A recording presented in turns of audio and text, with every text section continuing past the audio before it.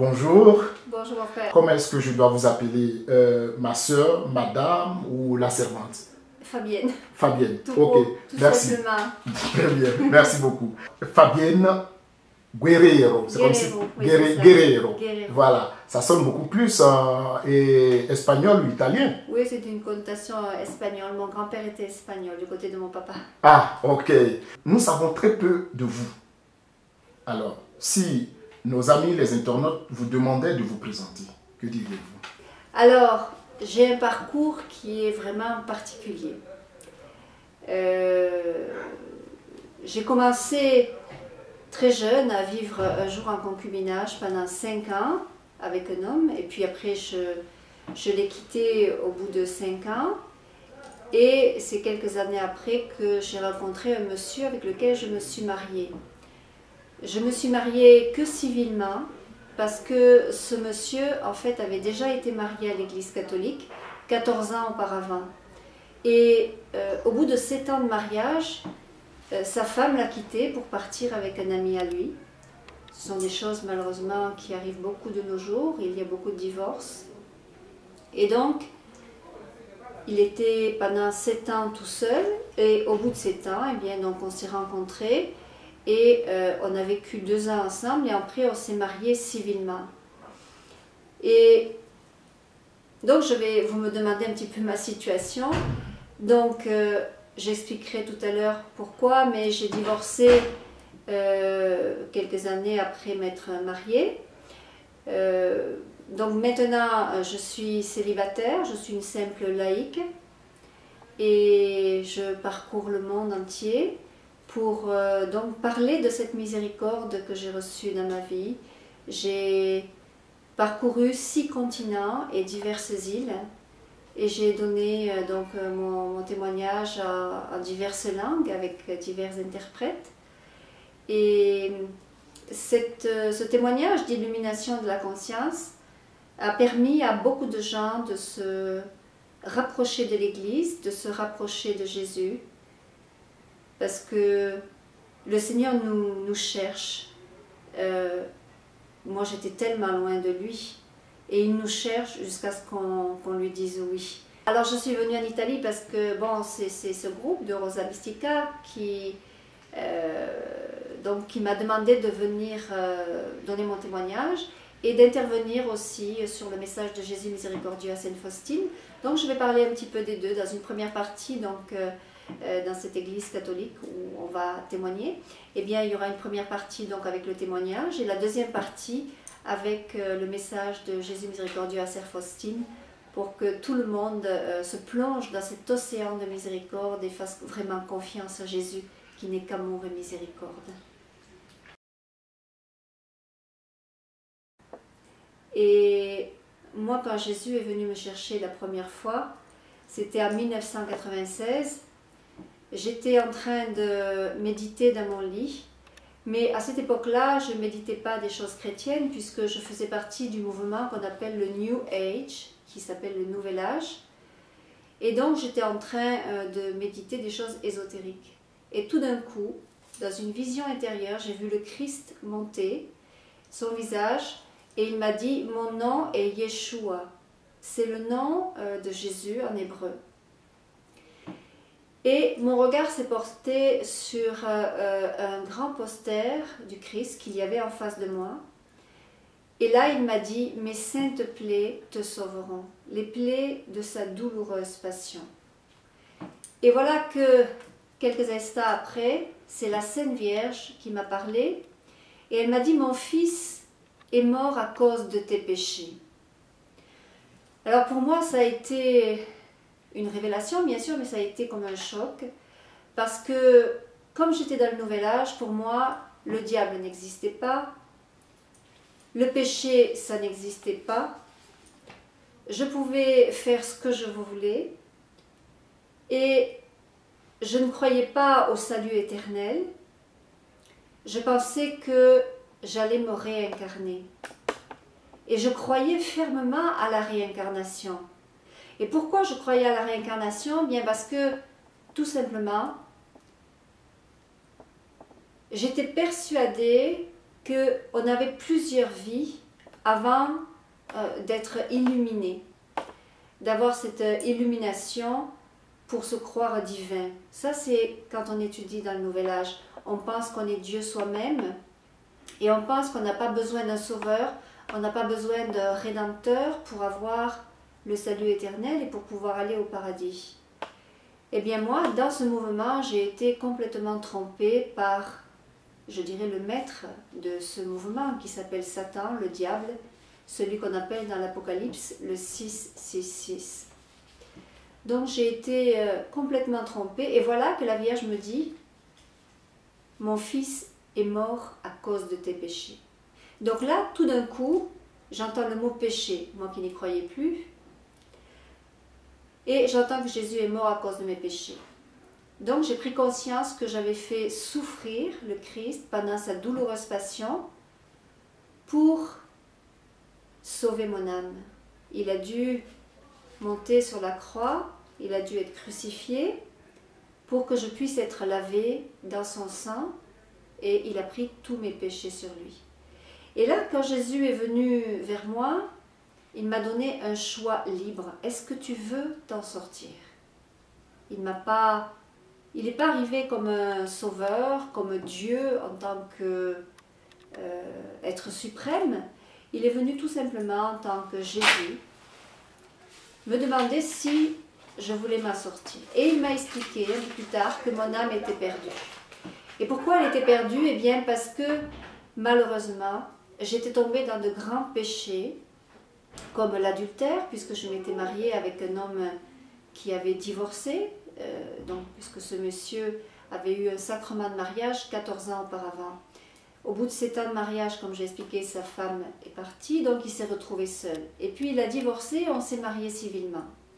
Et voilà que le jour après mon mariage, j'étais en train de prier dans mon lit, et voilà que le Christ, de nouveau, revient vers moi et il me montre les démons auxquels je suis liée à cause de mon péché de fornication.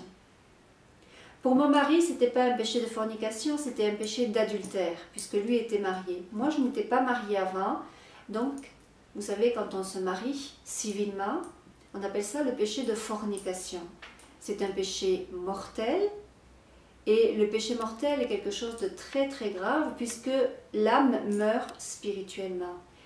Et si par malheur j'avais eu un accident ou si j'étais morte à ce moment-là, eh bien mon âme serait tombée en enfer pour l'éternité, pour subir ce qu'on appelle des supplices, les supplices de l'enfer à cause du péché. C'est le péché qui condamne parce que moi je pensais que il y avait beaucoup d'âmes en enfer et que c'est Dieu qui les a envoyées.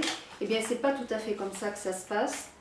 Parce que Dieu m'a expliqué que c'est pas lui qui avait condamné les âmes, puisque Dieu m'a fait voir qu'il souffrait, il pleurait quand les âmes ne s'approchent pas de son divin cœur. Et il m'a dit que ce sont les âmes qui se condamnent elles-mêmes à aller en enfer. Parce que lui, Jésus, il est tout amour, il est toute miséricorde. Et il attend qu'une chose, c'est qu'on s'approche de lui et qu'on lui donne tous nos péchés. Et c'est ce que j'ai fait un jour. Je suis allée rencontrer un prêtre, puisque j'étais catholique de par mon baptême. J'ai été baptisée le 3 mai 64, quelques jours après ma naissance. Je suis née le 14 avril 64. Et là, eh bien, j'avais fait ma première communion. Et après, c'est à partir de l'âge de 15 ans jusqu'à l'âge de 32 ans et demi que j'ai complètement quitté l'Église catholique, j'ai complètement quitté la doctrine catholique, le catéchisme, et donc j'avais plongé dans cette nébuleuse qu'est le Nouvel Âge, une nébuleuse qui est totalement diabolique, puisque ce qu'on enseigne dans le Nouvel Âge, c'est totalement inconciliable avec la foi catholique, et c'est même opposé, ça vient de l'ennemi. Alors, juste une petite question. Oui. C'est à l'âge de 14 ans, 15 ans que vous vous êtes éloigné, selon ce que vous venez de dire, que vous êtes éloigné de la doctrine catholique, n'est-ce pas? Oui. Mais est-ce qu'on peut savoir ce qui vous a mené à quitter à partir de là? Eh bien, tout simplement, bon, ma mère nous amenait à la messe le dimanche, quand on est très jeune, avec ma sœur. Et puis un jour, je suis allée chez une dame, et cette dame était tireuse de cartes. Et voilà qu'elle a commencé à m'initier à tirer les cartes. Et de là, j'ai commencé à faire les cartes moi-même pendant des années. Et puis, j'ai voulu en savoir un peu plus. J'ai appris à faire des thèmes numérologiques. Et ensuite, je me suis adonnée aussi à l'astrologie. J'ai contacté des astrologues. Donc, j'ai commencé à plonger dans ces choses qui ne viennent pas de Dieu. Mais c'était une période de ma vie où finalement, je cherchais, j'étais toujours en recherche de quelque chose, de l'avenir. J'étais angoissée, je n'avais pas de paix intérieure. Je voulais savoir quel métier j'allais faire, je voulais savoir quel allait être mon mari, comment il serait, etc. Donc, je me suis laissée initier aux sciences occultes, qu'on appelle finalement. Et puis, ces sciences occultes, finalement, m'ont détourné complètement de la doctrine et j'ai quitté la messe. Et petit à petit, ces choses-là m'ont conduite à entrer dans le spiritisme. Et c'est comme ça qu'un jour, je suis entrée dans un centre de spiritisme à Marseille, qui s'appelait l'Union phocéenne spiritualiste, quelque chose comme ça. Maintenant, ça n'existe plus. Mais à l'époque, quand je suis rentrée là-dedans, bon, je suis rentrée la première fois parce que c'est une cousine qui m'y a amenée. Et voilà que j'y suis allée pour écouter un petit peu les enseignements que donnait un gourou qui avait été initié en diverses choses. Et il nous parlait du ciel, de l'enfer. Bon, jusque-là, il n'y avait rien contre la doctrine catholique. Mais c'est quand il a commencé à parler de la réincarnation que, plus tard, je me suis aperçue que ces choses-là ne pouvaient pas venir de Dieu. Alors j'ai commencé à étudier un petit peu et à lire des livres de Allan Kardec, qui était vraiment dans le spiritisme. Et alors il parlait du ciel, de l'enfer, mais il ne parlait pas du purgatoire. Alors que le purgatoire, ça fait partie de l'enseignement dans le catéchisme de l'Église catholique. Donc, il nous parlait de ces choses-là, mais moi je ne savais pas encore que le spiritisme ne venait pas de Dieu. Et c'est un jour en lisant la parole de Dieu, au Deutéronome chapitre 18 verset 10, que j'ai découvert que il est écrit que celui qui invoque les morts est en abomination à Yahvé ton Dieu. Et dans le spiritisme, eh bien, on invoque les morts. Et donc, comme ça, un jour, le gourou a proposé qu'on se retrouve un mercredi soir, tous, il y avait des médiums, tous autour d'une table. Et voilà qu'autour de cette table, je commence à voir des médiums, des personnes qui recevaient des messages. Moi, je pensais que c'était les saints qui venaient donner ces messages, parce que les entités qui donnaient ces messages se présentaient sous le nom, par exemple, de Mère Teresa, ou alors Sainte Thérèse de l'Enfant Jésus, ou alors la Vierge Marie, ou alors le Christ. Bon, je me suis dit, c'est bien, c'est le ciel qui vient nous parler. Et petit à petit, j'ai commencé à entendre des médiums qui criaient, qui se transformaient en bêtes. Bon, je me suis dit, ça a l'air un petit peu dangereux quand même. Qui criaient, qui se transformaient en bêtes. Expliquez ça un peu. Parce Oui. que par curiosité, on a envie de savoir. Ben oui, c'est ça. C'est-à-dire, dans ces centres spirites, les gens, quand ils se mettent autour de la table, on faisait ce qu'on appelle une chaîne fraternelle. Et alors, en fait, ces gens étaient incorporés par des esprits de l'enfer, par des démons. Ce qu'on appelle les anges déchus. Vous savez qu'il y a un tiers des anges qui a été rejeté du ciel parce qu'ils ont voulu suivre Lucifer. Et ces anges déchus sont en enfer. Mais si on les invoque, ils viennent sur terre, et notamment dans le spiritisme. C'est pour ça que c'est très dangereux. Ben, là, ils viennent dans... Alors, ils viennent et ils possèdent. Ils viennent, ils rentrent dans les personnes et ils les possèdent. Et là, vous avez dit qu'ils se présentaient à vous, comme ils se présentaient à vous, et comme je suis le Christ, je suis Mère Teresa, c'est comment? C'est ça. Ben, ils donnaient des messages en disant, voilà, c'est le Christ, c'est la Vierge Marie. Ils donnaient des messages. Et il y a même, soi-disant, des messages de nos chers amis, les extraterrestres. Alors que ces choses n'existent pas. Hein. Ce sont des engins de l'enfer. Hein. Les ovnis, ce ne sont pas des choses qui existent sur le plan matériel. C'est quelque chose sur le plan immatériel. Donc je voyais ces gens qui se transformaient en bêtes, qui poussaient des cris. Et parce qu'en fait, en invoquant dans le spiritisme, en invoquant les esprits, ben, c'est les démons qui venaient les posséder. Et un jour, le gourou a proposé à ceux qui le souhaitaient de faire un grand nettoyage de leur âme. Et bon, moi je croyais à la réincarnation et j'avais vu de nombreux flashs de soi-disant mes vies antérieures. Je me voyais dans telle vie, dans telle personne. Dans une autre vie, j'étais une autre personne. Dans une autre vie, j'étais encore une autre personne. Et donc j'avais vu qu'une fois j'étais handicapée sur un chariot roulant, une autre fois j'étais une femme, un genre de princesse ou quelque chose. Donc j'avais eu ces flashs. Et alors je croyais que j'avais beaucoup de vies antérieures à purifier et je voulais que toutes ces vies sortent pour être libérées, pour arriver à une certaine illumination. Puisque quand on est dans le nouvel âge, on croit qu'un jour, on croit qu'on est divin soi-même, puisqu'on ne croit pas à Dieu, on croit au cosmique, on croit au divin, mais pas en tant que Dieu, Trinité, pas en tant que Dieu Père, Fils et Saint-Esprit. Donc je croyais à ce divin, à ce cosmique, et je pensais que j'étais un être très évolué, qui avait subi déjà de nombreuses réincarnations, donc incarnation de vie en vie, et que j'en arrivais à la fin de mes incarnations pour arriver à un être supérieur qu'on appelle, et pour avoir l'illumination comme les lamas. Et beaucoup de personnes qui sont dans le nouvel âge croient ces choses-là. Alors j'étais complètement sous la coupe de l'ennemi. Et en fait, je ne savais pas que c'était Lucifer qui me mettait à mon cerveau des visions de mes vies passées.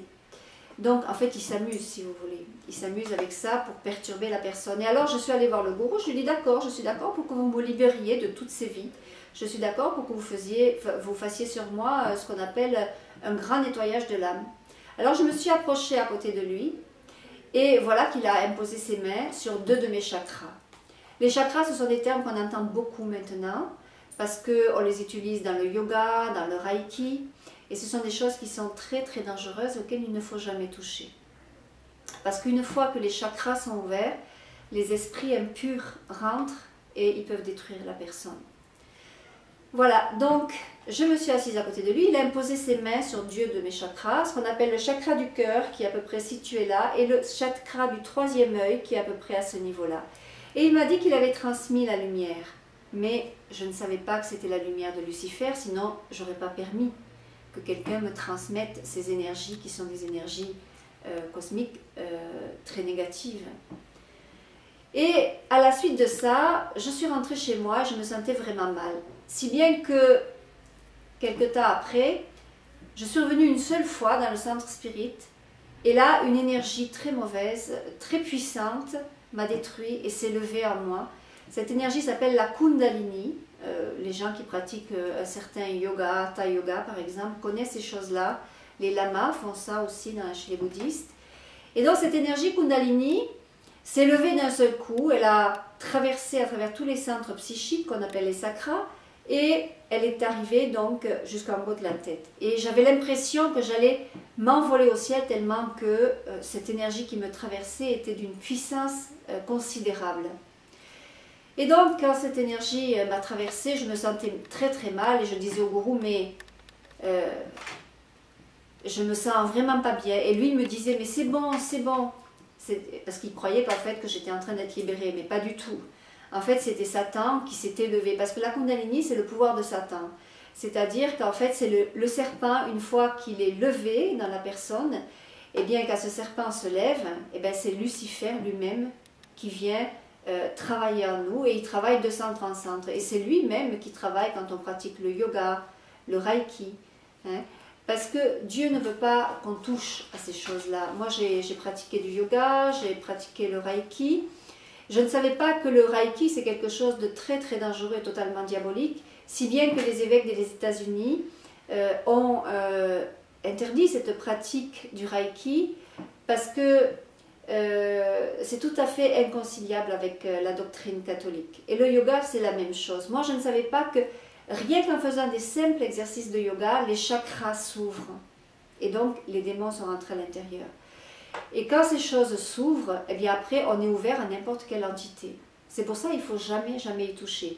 Mais bonne nouvelle, le Christ est là. Si on y a touché, il y a un moyen de s'en sortir. Voilà. Et ce moyen, ben, ça a été ma rencontre avec Jésus. Alors, tout ce que vous venez de nous expliquer, de nous raconter, c'est des choses qui se sont passées avant votre rencontre avec le Christ, c'est ça? Voilà, ça s'est rentré avant. Tout ça, ça s'est passé avant ma rencontre avec Jésus. Donc c'est après toute cette période que le Christ lui-même vous a apparu au cours d'une de vos prières à la maison, bon, voilà, là où vous étiez. C'est ça. C'était dans un sommeil, vous étiez levé dans la journée, etc. C'était quand? Donc là, j'étais couchée, j'étais dans mon lit, j'étais en train de méditer, mais sur des choses du Nouvel Âge. Et voilà que le Christ s'est manifesté pour me sauver. Ah! Voilà. Mais vous avez dit que les méditations dans les réunions de spiritisme, il y a d'autres qui arrivent qui disent que je suis la Vierge Marie, je suis Mère Teresa, je suis Jésus. Qu'est-ce qui vous a fait dire que ce n'était pas une illusion que vous avez eue et puis vous avez dit que non, ça c'est le Christ et ça c'est la Vierge Marie qui me parle en ce moment, donc je dois suivre ce chemin? Qu'est-ce qui vous a mené à Alors, dire ça? ça a été très facile à discerner. Parce que quand le Christ m'est apparu, il m'a dit « Mes saintes plaies te sauveront ». Il m'a parlé de ses plaies. Et les démons ne parlent pas de la passion de Jésus. Ils ne parlent pas des plaies du Christ qui vient nous sauver. Et quand la Vierge m'a parlé, elle m'a dit « Mon fils est mort à cause de tes péchés ». Voyez? Donc elle m'a rappelé que Jésus était son fils et qu'il était mort donc pour mes péchés. Quand vous êtes dans le spiritisme, les démons ne parlent jamais du péché. Puisque dans le spiritisme, l'enseignement spirit, eh bien on fait ce qu'on veut. Hein. Puisqu'il y a la réincarnation, le péché n'existe pas. On accumule ce qu'on appelle un certain poids de bien ou de mal, ce qu'on appelle le karma. Et donc on accumule ces choses-là. Et dans ce karma, en fait, il n'y a pas de considération du péché. Donc là, la Vierge est venue me parler du péché. Elle m'a fait prendre conscience de mon état de pécheresse. Vous comprenez? Si. C'est Bien. différent. Donc la Vierge vous parle, le Christ vous parle. Oui. Quels ont été les premiers pas quand vous vous êtes rendu compte que, au fait, ces deux identités qui viennent de me parler, ces deux personnes qui viennent de me parler sont différentes des autres? Quels sont les pas que vous avez commencé à mener avant d'arriver là où vous êtes présentement? Eh bien, donc ils ont commencé à me parler, donc j'ai entendu. Et puis, à la suite de ça, je suis appelée à aller à Medjugorje.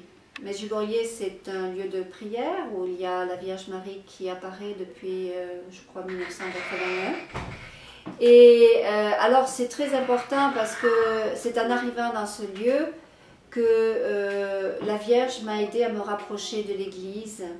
Et dès que je suis arrivée à Medjugorje, je suis allée à l'église et je me suis mise à genoux devant le Christ qui était présent dans le Saint-Sacrement parce qu'il y avait l'adoration.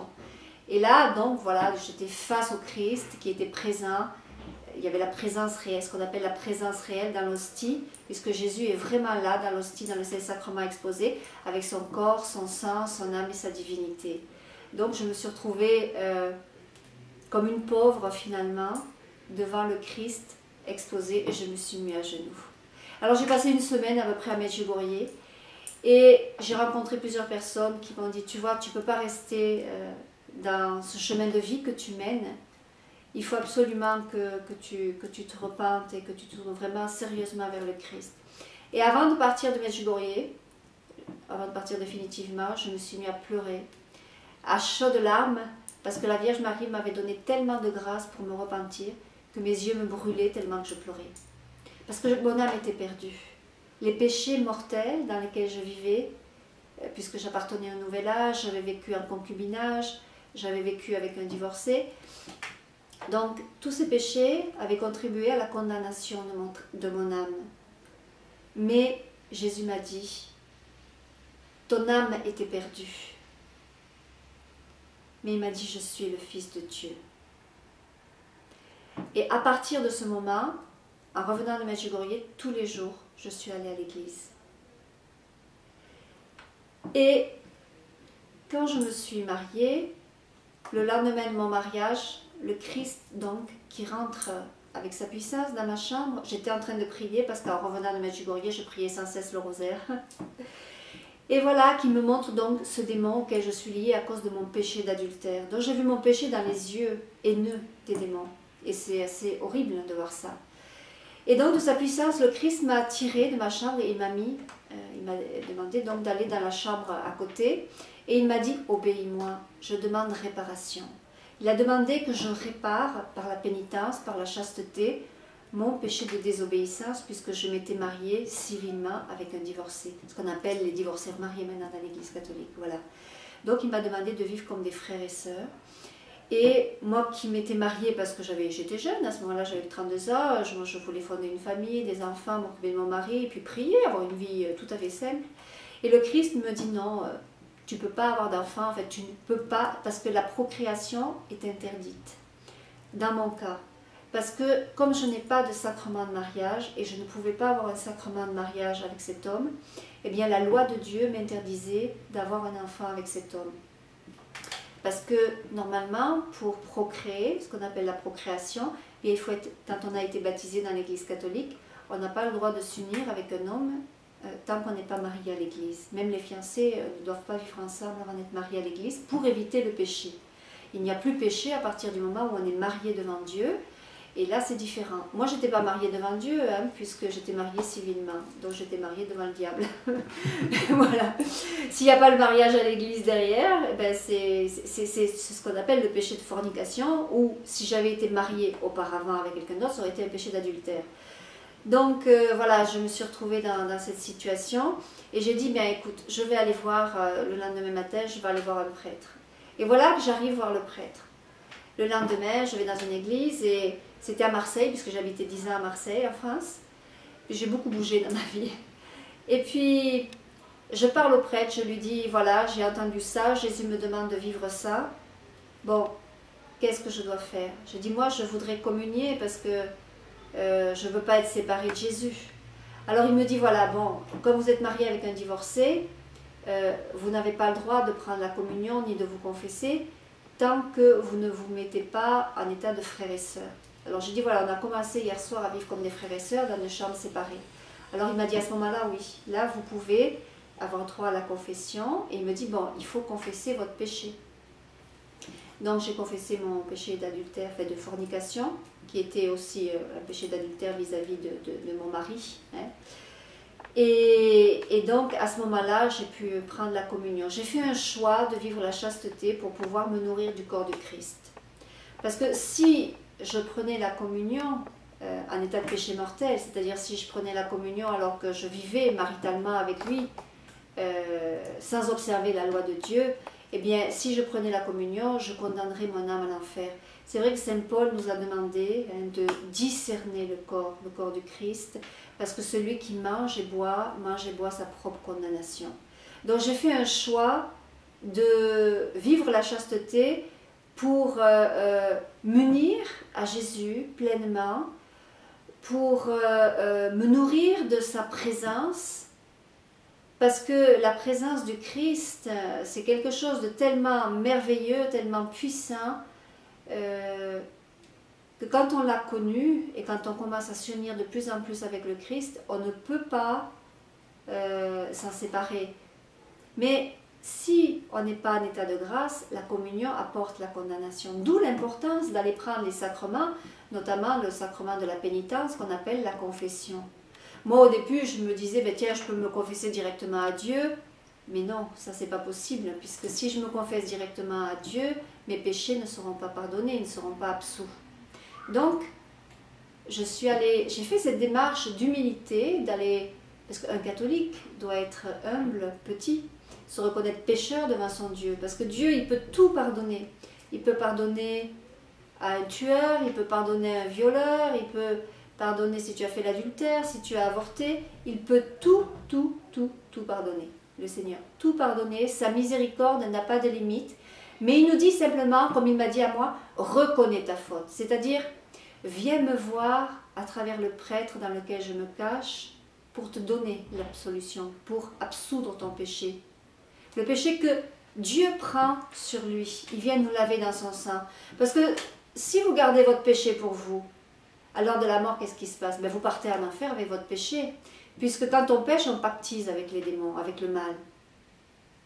Donc on désobéit à la loi de Dieu. Mais si tu vas donner ton péché à travers le prêtre dans la confession, eh bien qu'est-ce qu'il fait le Seigneur? D'abord il te prend dans ses bras, il te serre sur son cœur, il te fait baigner dans son amour, il te fait baigner dans son sang, et c'est une étreinte d'amour dans laquelle il te lave dans son sang, et son sang coule sur ton âme, et le mal qui est rentré en nous à cause de notre désobéissance, eh bien, il est obligé de retourner en enfer. Les démons sont obligés de nous quitter pendant la confession, et c'est comme ça qu'on peut rentrer un jour au ciel. Parce que si on ne donne pas nos péchés à Dieu à travers le prêtre, eh bien les péchés vont rester en nous. Et s'ils restent en nous, eh bien on ne peut pas rentrer au ciel. Parce qu'aucun aucun pécheur qui a ses propres péchés ne peut rentrer dans le paradis. C'est pas possible. Il faut d'abord se purifier. Pourquoi écrire un livre? J'en ai écrit plusieurs. Plusieurs? Oui. J'en ai écrit 5 qui ont l'approbation de l'Église catholique. Il y a ce qu'on appelle l'imprimatur et le nihil obstat. On peut les lire gratuitement sur mon site. Le site c'est? C'est http://fabienne.guerrero.free.fr. Voilà, // Ok, slash. C'est Okay. en anglais. Voilà, slash. D'où tirez-vous l'inspiration pour pouvoir écrire un livre de cette envergure? Encore une fois, je vais présenter, voilà. Et le livre, il est disponible sur le site qu'elle vient de donner. Voilà. Oui, oui, tout est déjà là. Bon, ceux qui veulent l'acheter sont libres de l'acheter chez un éditeur ou sur Internet. Il y a des... je crois qu'ils sont un petit peu partout sur divers sites comme la FNAC ou les choses comme ça. Mais c'est pas la peine, je dirais, de l'acheter puisqu'on peut le lire gratuitement, puisque tout est mis gratuitement sur mon site. Il y en a qui l'achètent parce que bon, ils préfèrent avoir le livre en main. Moi, j'envoie des milliers de livres gratuitement partout aussi, là où les gens me le demandent. Mais pourquoi écrire un livre? Pourquoi? Parce que quand on écrit un livre, on témoigne de ce que le Christ a fait pour nous. Et ce livre, beaucoup de gens, puisque bon, il y a eu beaucoup d'éditions de ce livre-là. On en est à la 4e ou 5e avec, c'est l'éditeur, c'est Chrétien Magazine, donc c'est un éditeur catholique qui est en France. Et je crois que c'est la 5e édition. Et bon, ça marche très bien, ça s'est demandé un petit peu dans tous les pays de langue française. Et ce livre, en fait, aide beaucoup de gens à prendre conscience qu'on a une âme et que cette âme, il ne faut pas la faire souffrir par le péché, que bientôt on va rencontrer le Seigneur et qu'il faut faire cette rencontre d'amour avec Dieu, que pour faire cette rencontre d'amour, eh bien, il faut passer par les sacrements. Ok. Fabienne. Moi, personnellement, j'ai renoncé à tous mes droits d'auteur sous forme d'argent. C'est-à-dire que je ne perçois pas d'argent de tout mon apostolat, des divers livres. J'ai plusieurs éditeurs. Et comment vous vivez alors? Je vis chez mes parents, je vis de la providence divine. Voilà. Ok. Bon, Fabienne, je ne vais pas abuser vraiment de votre temps. Oui. Je voudrais vous demander un mot de fin avant qu'on ne se sépare. Alors, pour vous dire un petit mot de fin, je crois que je parlerai un tout petit peu de Sainte Thérèse de l'Enfant Jésus. Parce que Sainte Thérèse de l'Enfant Jésus, et puis Sainte Faustine aussi. Parce que moi, c'est deux grandes saintes qui m'ont marquée. Sainte Faustine d'abord à cause du message de la miséricorde divine, puisque moi, mon âme était perdue, et puis grâce à la miséricorde divine, eh bien, j'ai pu retrouver la vie. Grâce au sacrement de l'Église catholique et grâce à cet attribut de Dieu qui est l'attribut de la miséricorde divine, qui est le plus grand attribut de Dieu. Et puis, Sainte Thérèse de l'Enfant Jésus, eh bien, elle était complètement plongée dans la miséricorde divine, ce grand docteur de l'Église. Plongée dans la miséricorde divine, d'ailleurs, un jour elle disait « Moi, si j'avais commis tous les crimes possibles, je garderais toujours la même confiance, car je sais bien que cette multitude d'offenses n'est qu'une goutte d'eau dans un brasier ardent. » Qu'est-ce que ça veut dire? Ça veut dire que même si on est le plus grand pécheur du monde entier, eh bien, il faut se jeter avec confiance dans l'océan du cœur de Jésus, qui est un cœur plein d'amour, et faire confiance, même si on est le plus grand pécheur. Jésus disait à Sainte Faustine, plus le pécheur est grand, plus il a droit à ma miséricorde. Et plus on y puise, plus elle augmente. Donc, Jésus demande à tous les pécheurs de s'approcher avec confiance d'un prêtre, de lui donner tous ses péchés qu'il connaît déjà. Il connaît les péchés, mais il veut les entendre par humilité, pour, voyez, une simple démarche d'humilité. Et le miracle de la miséricorde se réalise dans le confessionnal. Donc, je peux exhorter tout le monde simplement à faire confiance à cet attribut de Dieu qui est la miséricorde. Dieu est composé de 3 attributs, amour, miséricorde et justice. Mais la justice de Dieu ne s'applique que si le pécheur refuse Dieu, que s'il refuse de l'aimer, que s'il refuse de venir à lui. Parce que quoi qu'en effet, comme je vous le disais, la miséricorde n'a pas de limite. Elle est infinie. Okay. Loué soit Jésus. Amen.